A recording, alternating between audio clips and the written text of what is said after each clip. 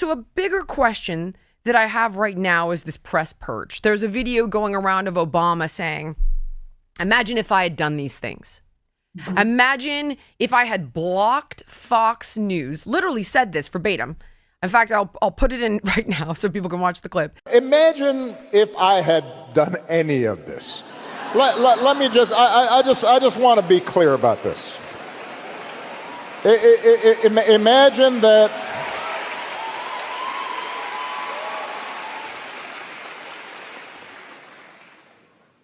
Imagine if I had pulled Fox News' credentials from the White House press corps.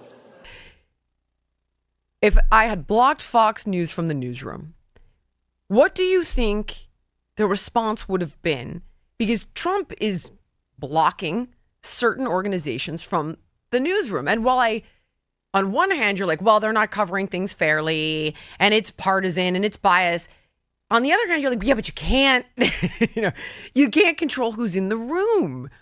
What do you think about that? What if Obama had blocked Fox News from the press room? I mean, the Biden administration did block social media from posting certain stories. The Biden administration did block the Hunter story from getting out there before the election. And after the election, people who didn't know about the story overwhelmingly said they would have changed their vote. They never would have voted for Biden. So they continuously block and censor everything on social media, continue to have negative coverage. We ran a story a few weeks ago about the negative coverage on the three major networks, nightly news, coverage of Trump.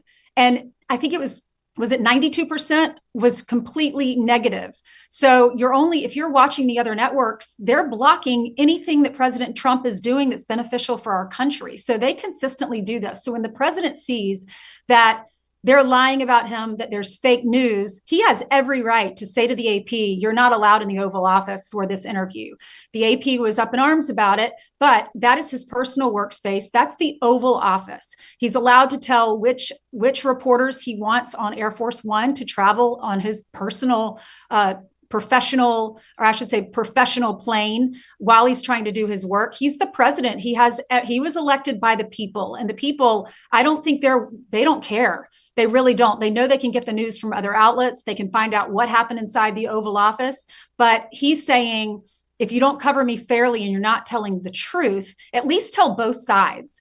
And, these are journalists that say that they're not opinion people. And on Fox News, on our morning show, we can give our opinions. So, I'm a television host, and you have other people on other networks that are hired to be journalists, but they don't tell both sides. As the temps start to rise, I get that familiar urge to refresh my closet.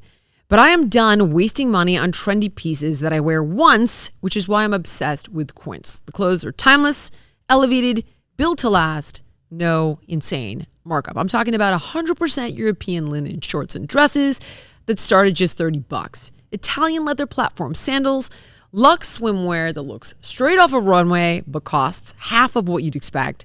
Quince partners directly with top-tier factories, cutting out the middleman so you get designer quality at a price that actually makes sense. And they only work with ethical, responsible manufacturers who care about people and the planet. Personally, I stocked up on the linen tees and the tanks, and believe it or not, a killer summer dress. Occasionally, I do wear dresses.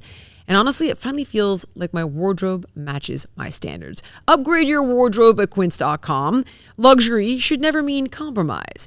Team, give your summer closet an upgrade with Quince. Go to quince.com/Jillian for free shipping on your order and 365-day returns.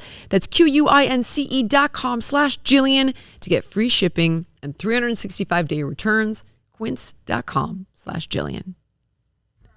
And I could give you some examples too I would love that actually. And if you could elaborate a bit on the distinction of what is considered a journalist, because honestly, Ainsley, to me, you're a journalist. I get news from you. So, in journalism school, we did learn, tell both sides, don't give your opinion about politics, don't give your opinion at all. But then it depends on what outlet you work for and what your title is. Like during the day, Fox News is is news oriented. And then the morning show in our prime time, you can give your opinion. I know you're friends with Sean Hannity. Sean gives his opinion.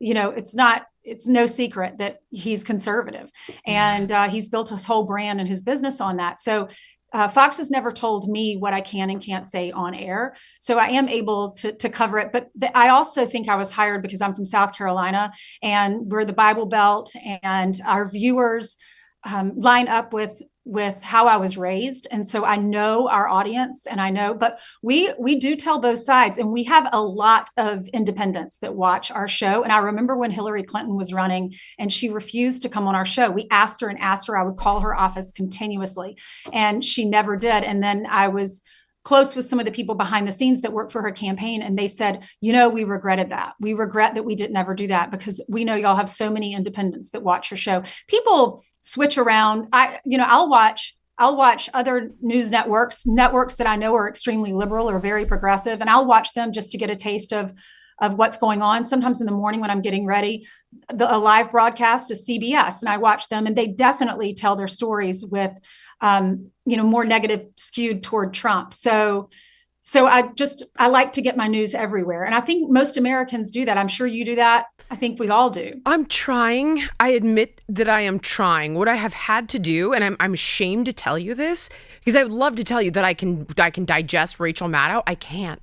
I actually cannot do it. I can't sit through it.